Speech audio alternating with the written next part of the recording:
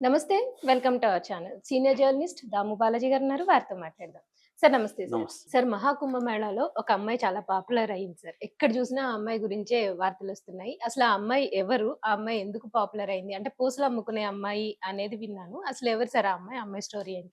మహాకుంభ మేళ ప్రయాగరాజ్‌లో మొదలైంది. ఇది one of the oldest and largest spiritual హ్మ్. ఆహ్, గ్యాదరింగ్స్ అన్నమాట. వరల్డ్‌లోనే అతి పెద్దది, అతి పురాతనమైన గ్యాదరింగ్ ఇది. హ్మ్.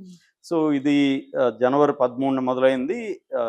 దాదాపు 45 రోజుల పాటు ఫిబ్రవరి 26 వరకు జరుగుతుంది. హ్మ్. టోటల్‌గా 45 రోజుల పాటు జరుగుతుంది. అందువల్ల ఇదేందంటే దాదాపు వరల్డ్ వైడ్‌గా ఇక్కడికొస్తున్నారు. దాదాపు అవును సార్. 40,00,00,000 మంది ఎ మొత్తంగా ఓవరాల్‌గా హ్మ్. పాల్గొంటున్నారు. 2,00,00,000,00,000 ఇన్‌కమ్ గవర్నమెంట్‌కి దీనివల్ల వస్తుంది. సో, ఇది ప్రపంచవ్యాప్తంగా ఇవాళ ఏందంటే 12 ఏళ్ల తర్వాత కాబట్టి, హ్మ్. 12 ఏళ్లలో సోషల్ మీడియా, ఇంటర్నెట్ ఇవన్నీ విపరీతంగా పెరిగిపోవడంతో ఈ సంబంధించిన సాధువులు, సన్యాసులు, తర్వాత అఘోరీలు అవును సార్. వీళ్ళ లైఫ్ స్టైలు, వీళ్ళ హావభావాలు, వేషాలు, ఫుడ్డు వీటి హ్మ్. మీదంతా కూడా వేల వీడియోలు వస్తున్నాయి. అవును సార్. వ్లాగర్స్, యూట్యూబర్స్ అంతా హ్మ్. వెళ్ళిపోయారు. సెల్ ఫోన్లు, కెమెరాలు తీసుకెళ్ళిపోయి విపరీతంగా హ్మ్. ఫుటేజ్ వస్తుంది. అప్పుడు ఈ మీడియా వాళ్ళకి ఒక అమ్మాయి దొరికిందక్కడ. హ్మ్. 16 ఏళ్ల అమ్మాయి.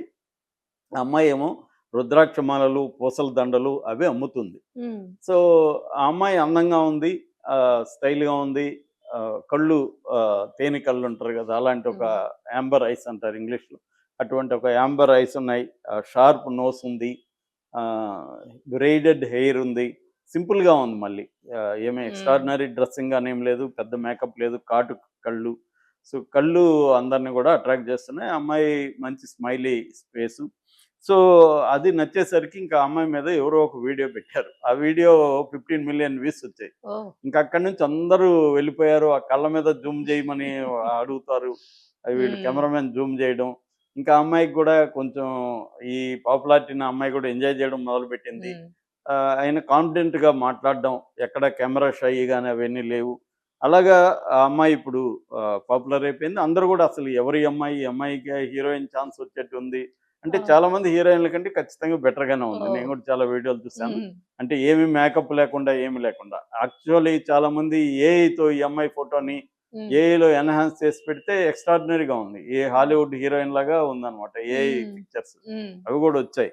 సో, ఎవరు అంటే అమ్మాయి పేరు మోనాలిసా బోన్స్‌లే అని అంటున్నారు. మరి మోనాలిసా అసలు పేరా? వీళ్ళేమైనా అవును పెట్టారా సార్. గూడా కరెక్ట్‌గా లేదు. హ్మ్. కానీ ఎక్కువ మంది చెప్తున్నది మోనాలిసా బోన్స్‌లే.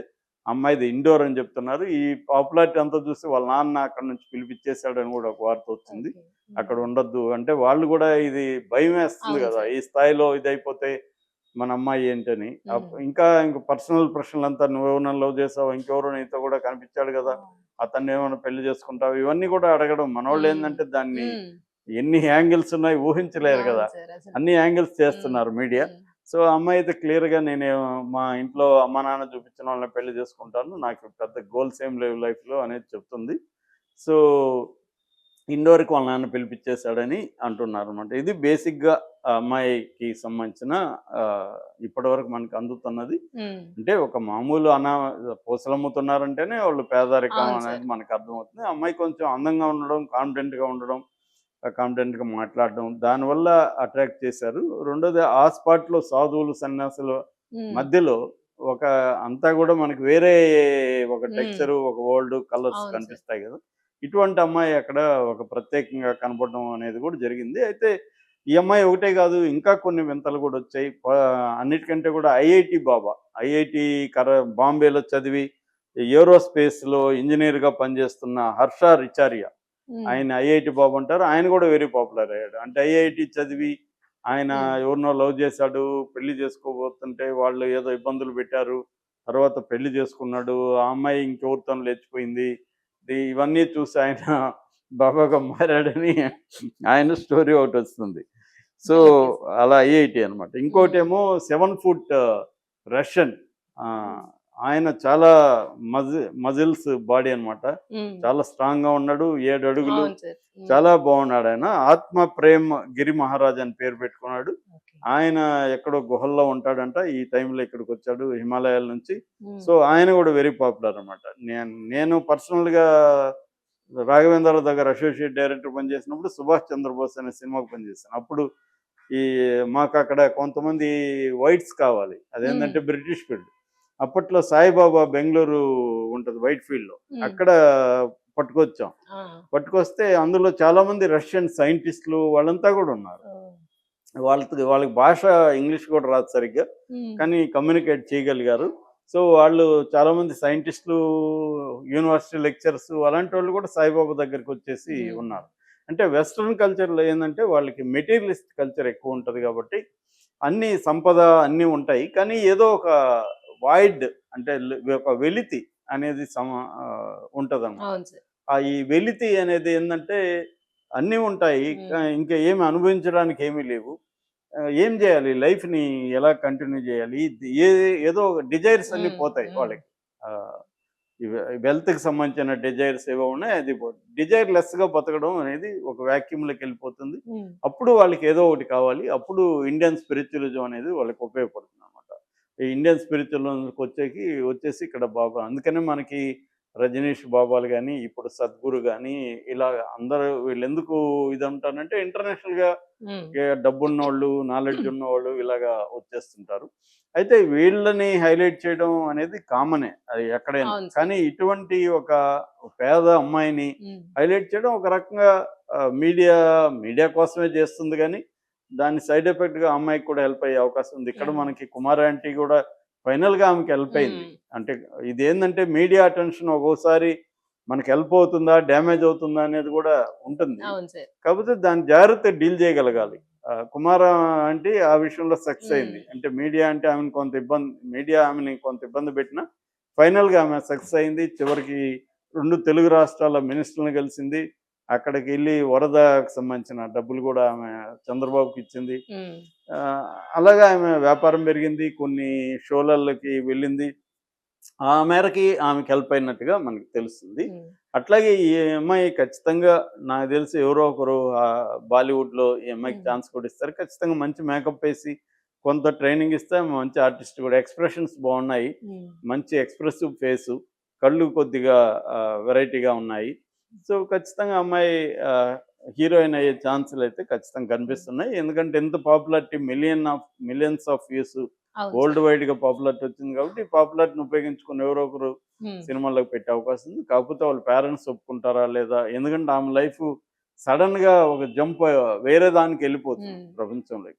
అది డీల్ చేయాల్సే శక్తి సామర్థ్యం లేకపోతే హ్మ్. మరింత ఇప్పుడేదో అవును సార్. ప్రశాంతంగా ఉంది. హ్మ్. ఒక చిన్న జీవితం ఏదో అమ్ముకొని హాయిగా హ్మ్. ఉంది. ఈ ఇంత సెలబ్రిటీలాగా సడెన్‌గా సెలబ్రిటీలు అవును అయిపోయి సార్. అది వెరీ హ్మ్. డిఫికల్ట్ అది. అవును. ఎప్పుడైనా ఫెయిల్యూర్‌ని డీల్ చేయడం కంటే సక్సెస్‌ని డీల్ అవును సార్. చేయడం వెరీ కరెక్ట్. డిఫికల్ట్. అది కూడా సడెన్‌గా. హ్మ్. గ్రాడ్యువల్ అంటే నువ్వు మెల్లగా అలవాటవుతాం. హ్మ్. సడెన్‌గా వచ్చేస్తే దాన్ని ఎవరెవరో వచ్చేస్తారు. మనకు హ్మ్. సంబంధం లేని వాళ్ళంతా మనల్ని కంట్రోల్ చేయడం మొదలుపెడతారు. హ్మ్. వాళ్ళతో ఎలా డీల్ చేయాలో మనకేమి ట్రైనింగ్ గాని, ఎక్స్‌పోజర్ గాని ఉండదు లైఫ్‌లో. హ్మ్. అటువంటి ఇబ్బందులు ఖచ్చితంగా అమ్మాయికుంటది.